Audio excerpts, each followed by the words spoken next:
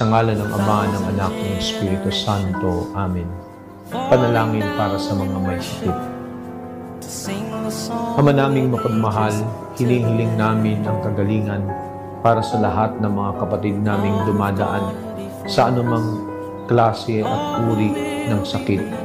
Katawan, espiritual, pinansyal, emosyonal, mental.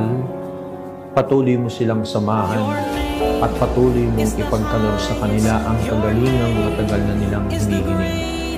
Naway ang panibagong lakas na kanilang makukuha sa iyo sa pamamagitan ng kanilang panalangin ay tunay na magbigay ng panibagong pagkakataon upang sila'y patuloy na sumunod sa iyo at maglingkod. Patuloy mo silang basbasan sa kabila ng mga sakit at hirap na kanilang pinagdadaanan.